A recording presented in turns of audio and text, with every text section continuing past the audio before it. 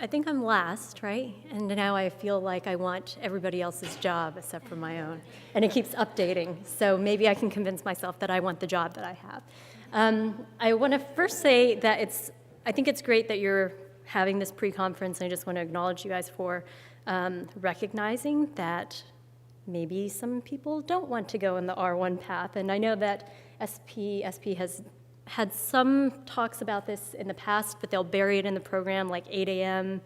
Nobody wants to go to that, and you have to hide from your advisor all the way there. So let's just put it out there that there are non-R1 jobs that people would actually want, and that they're very fulfilling jobs, and there's a ton of variety out there.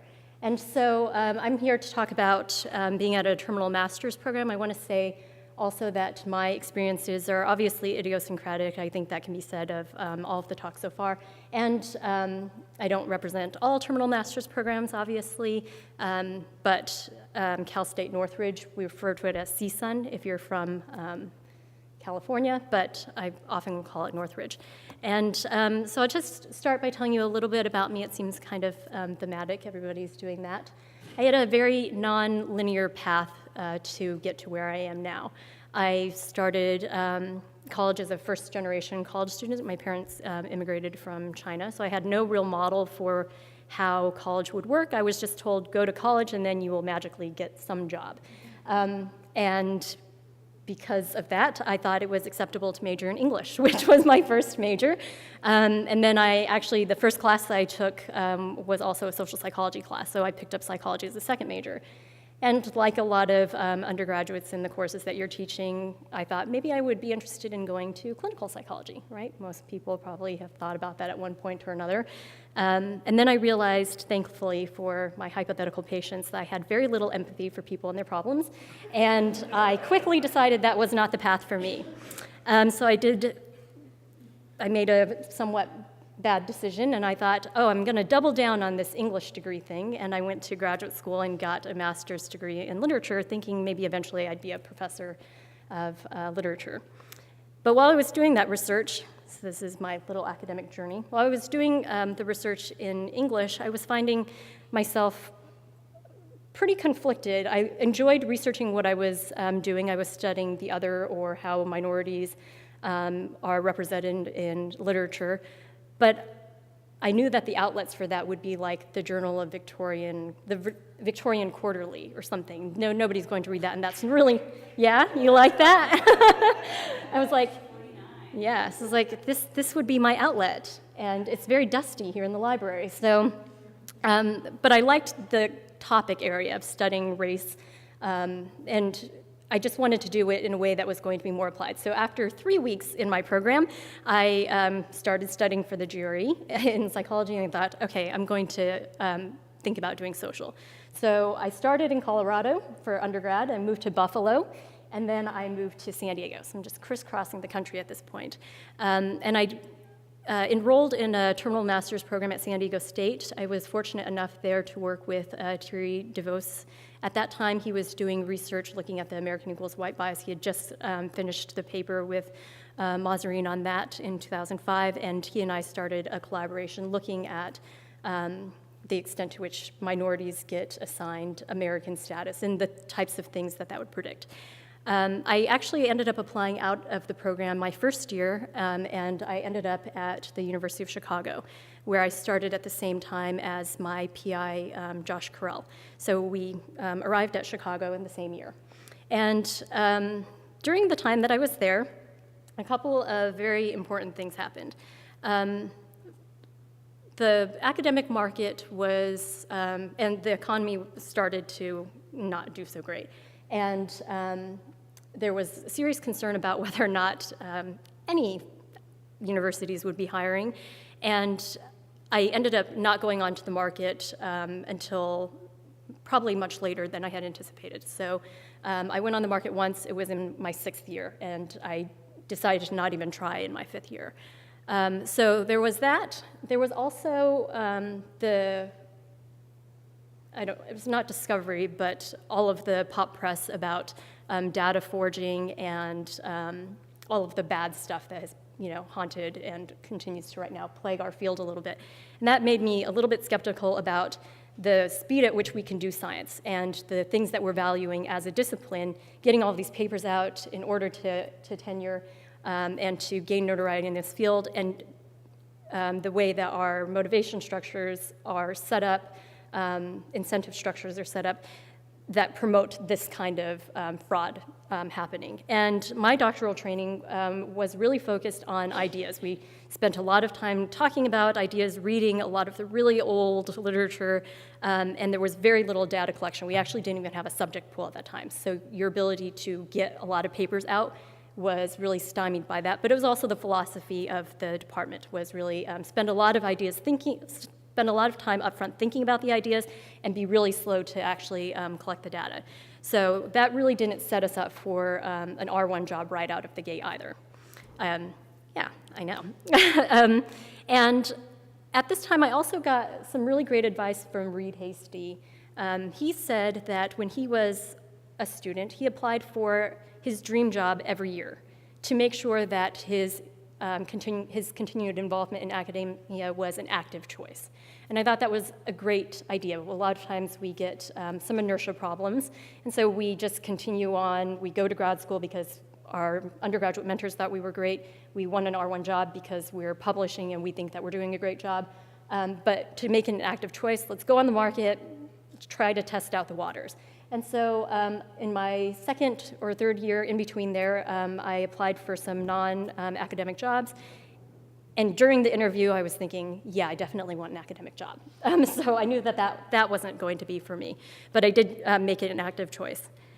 So all of these things kind of conspired to make me come to a couple of realizations. The first one was that I really, really didn't want to mentor PhD students. Part of that was a little bit of maybe imposter syndrome. Would I be ready right out of the gate to start taking responsibility for other people's careers? Some of that was also the realization that I, as an individual, am too obsessive to be able to sleep, knowing that my students would need jobs. I think I would just perseverate about that too much and take probably too much ownership of that, because really, at the end of the day, it's the student's job to get their own positions, but I know how I am. I would be a little bit too involved probably in that, so knowing some limitations there. And also, given my background, having come from first-generation college student type of background, I knew that I wanted to be at an institution that was not like the University of Chicago, basically. So I went on the market. I thought, I'll give it a shot. I applied to 11 schools, not a ton, and I thought I'd do a postdoc afterward if it didn't work out, but I was very lucky to get a job at Cal State Northridge. And funnily enough, it was the university that when I started at Chicago, I told Josh, I'd like to end up at a CSU, something like Northridge. And here we are at Northridge. And a funny little tangent is that my husband, who is around with our baby, he went to Northridge briefly, and he worked with some of the researchers there. He took stats with my current chair, so there's just been some funny ties to Northridge for me. In case you don't know where Northridge is, it's in the San Fernando Valley, as in like the valley, just north of LA. It's a huge population, it's hugely diverse, and that diversity is echoed in our student body. We have 40,000 students. It's like a mix between commuter and on-campus housed students. We are a minority-serving institution, a Hispanic-serving institution. Until recently, we're a Black-serving institution. We have one of the largest deaf student populations in the country. We are hugely diverse. And that has been really great for me to work with this diversity of students, though it does pose some challenges, much like the ones that Chantel mentioned in her talk. We're an undergraduate institution. Like I mentioned, we have 40,000 students. Most of them, the vast majority of them, are undergraduates. In the major of psychology, we have 2,800 psych majors. That's a huge major. My typical class size is probably 180 to 220, no TA support. Okay, so huge classes. We have a terminal master's program. It's a 2-year program. And we are kind of like an intermediary program. We're a stepping stone program. meaning that students would typically come to our program if they maybe couldn't get into the PhD program that they wanted to, or they tried and they couldn't get in. So they're usually needing some sort of remediation. Either their GPAs were low to start with, they have low GRE scores, they don't have any research experience, they're maybe too green, their letters aren't great. They're trying to fix those things. And we're basically trying to get these students into PhD programs. And we're fairly successful. We're actually we are ranked #1 for getting students into PhD programs and finishing them. So we're training undergraduate researchers and these master level students, and they're getting into good programs and they're finishing those programs. So this part has been, really rewarding to me. I'm contributing to the research pipeline, but not in the same way that I would be if I was at an R1 type of institution. So that's just like a little bit of background about my type of institution and the programs that we have. My teaching load is actually not bad. I have a very light teaching load relative to other people, definitely relative to Chantel. I have it's technically a 4-4, but in reality, with the huge class sizes and because we're such a huge major and we can teach gigantic classes and fill a bunch of our hours, I can complete my whole load by teaching a giant social psychology and one other small class per semester. So it's really not that bad. 180 students in social psychology or 120 students in research methods, and either a graduate seminar or a small class on some specialty topic, or I could teach a senior capstone in like stereotyping and prejudice with 3 seminars or 3 recitations, whatever you call it at your institution. So it's not a terrible load given that it is an undergraduate institution. So far here I've taught at the graduate level and the undergraduate level, mainly alternating between research methods and social psychology, and then some grad courses. I talked a little bit about the pros and cons. If you heard a squawky baby earlier, that was my baby. He's in and out, and so I've been kind of in and out. And one of the things that I think is the best pro about my job and the way that I kind of approached finding an academic job was I wanted to have the life that I wanted to have, which meant having a family, being able to spend time with my family, doing work in my community, either doing volunteerism types of things or activism types of things that I'm interested in, and then finding a job that would fit that. Finding a job, preferably in academia, that would fit that, but I was flexible when I came out of my doctoral program thinking, well, I could go into industry because I'm not willing to sacrifice the type of life that I want. So very much to me, my academic job was secondary to my life. And I know that's very not popular to say, do not tell your advisors that until you're finished with your program. But I've been able to maintain really excellent work-life balance. Part of that is because I've been fortunate enough to secure an NSF, a 3-year grant. I was very lucky to be able to apply my first shot, and I got it, and I got a bunch of buyout with that. My institution also kicks back the indirect costs, a large chunk of its indirect costs to the PI, so I can use that money and buy out some extra of my teaching, because NSF really doesn't like you to be outside of the classroom. And so those types of things and special programming that's been offered through my university has allowed me to free up some time to spend more time on research, and for the last 8 months spending time with my young son. Another one of the pros is that I get to work with a real diversity of students. I know when you go to a lot of research lab pages, you see a lot of Caucasian students. That was definitely the case at Chicago, but of these students, I think, all of them are first-generation college students who are pictured here, and it's just been really great for me to work with these students so early in their mentorship and helping them figure out what science is and how they can contribute to that process in a way that I definitely would not have been able to at most of the big R1 institutions. So I've been really, really fortunate for that. And I've been really fortunate to have really talented students who I've been able to help get to the next step. So pictured here, I have 5 of these students are in graduate programs now. I've managed to train two students. They're both at PhD granting institutions in social psychology now. And so that's been really fantastic for me, just being so intimately involved in their early training. And I know for a lot of us in social psychology, we entered this field because we're interested in impacting change, affecting a change. And you know, for Boujou, that means working in the community and being an advocate and a voice for our field. And you're senior enough to do that, and that's fantastic. At my stage, for me, that's impacting students through teaching. I get to teach these gigantic classes, and that's where I can teach students about the value of scientific thinking, right? So my research, maybe 100 people have read it, right? Not very many people have read my papers, but I get to talk to thousands of students about things that I'm passionate about and bring resources to them that they might not otherwise get, and to be a role model for them. And so even actually just yesterday, I went to my mailbox and I got a card from a student saying, it's been really great being in your lab. I just wanted to say thanks out of the blue. I'm a first-generation student, and your mentorship has been really invaluable to me. And that's why I'm at this job. So it's not about, you know, putting up the numbers and publication numbers and things like that. There are obviously cons. Sad clown is the best I can get to a con for an image here. I train students in this 2-year program for a master's program, and then they're phenomenal by the time they finish and leave me. And then they become somebody else's great first-year PhD student.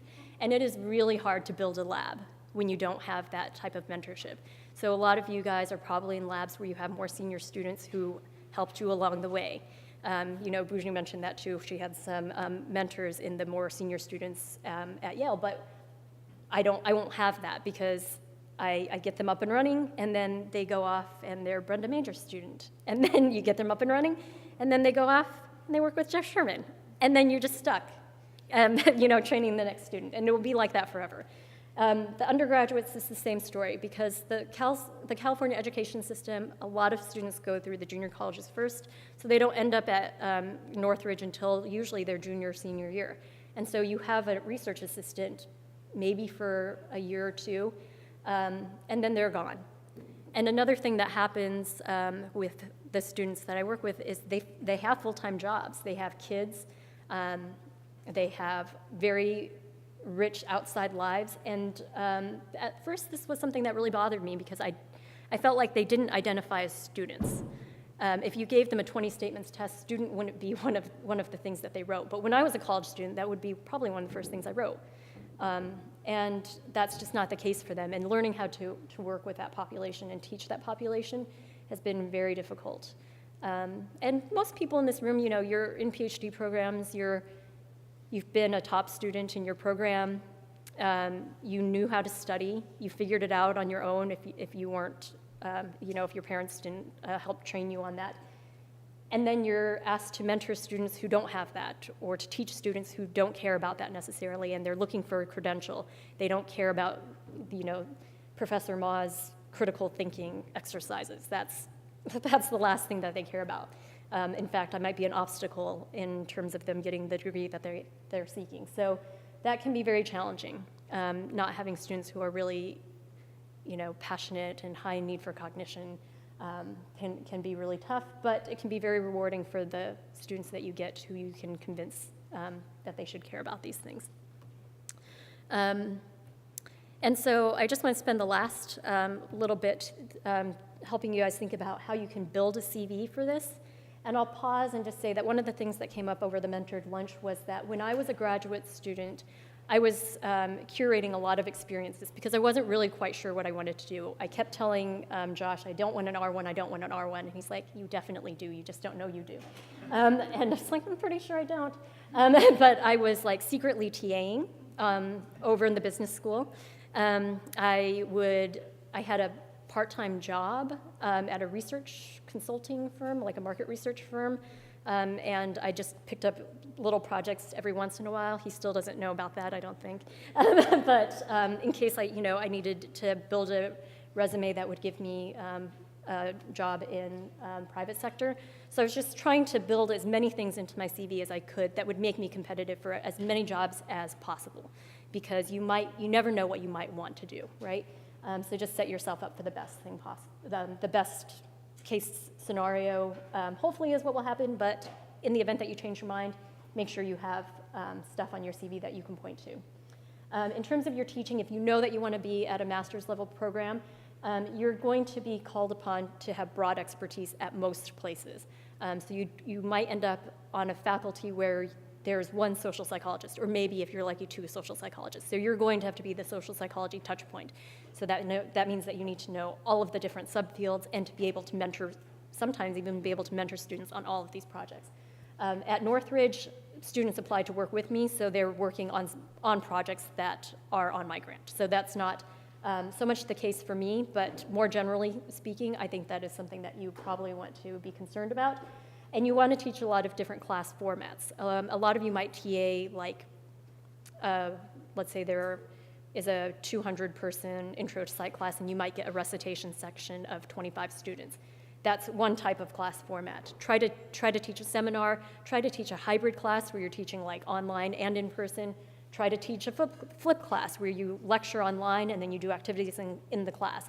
These types of things are the things that will set you up for these types of undergraduate teaching institutions, which is mostly where these terminal master's programs are.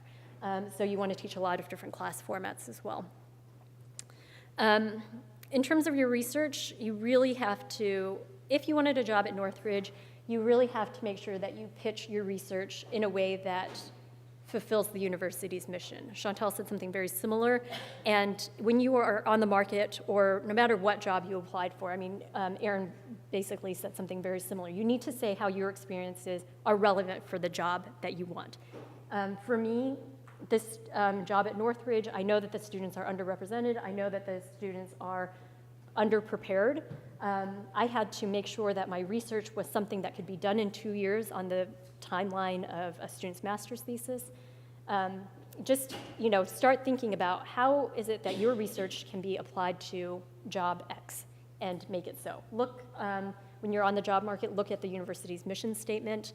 That stuff is on their websites, and it's very easy to figure out what that institution values and how you should write your cover letter to say that you value those same things.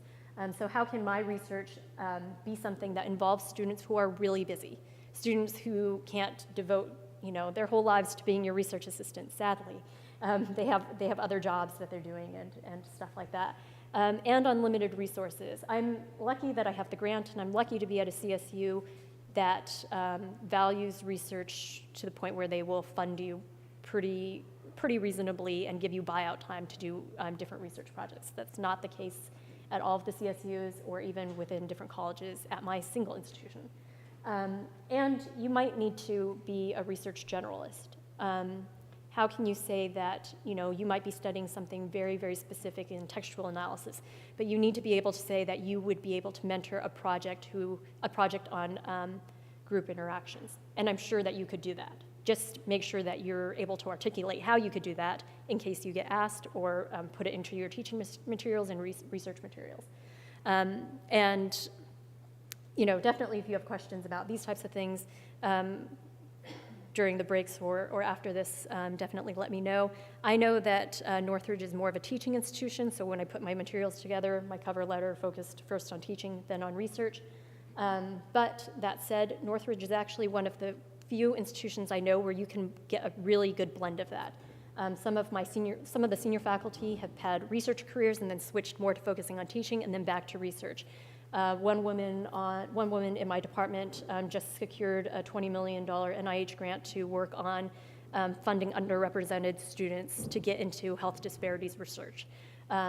So, there's room for that kind of grant.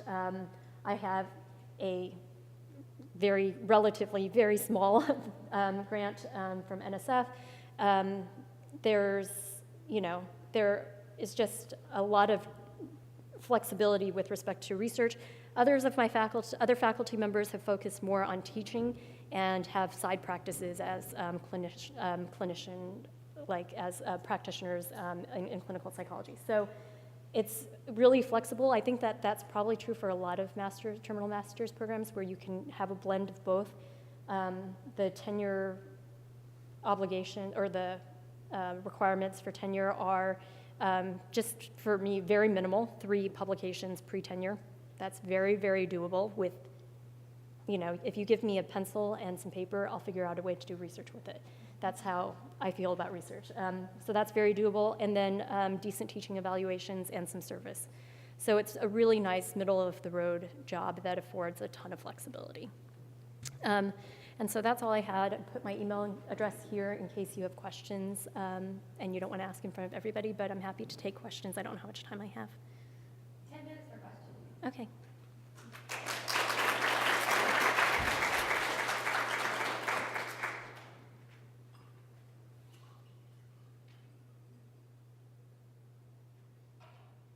No?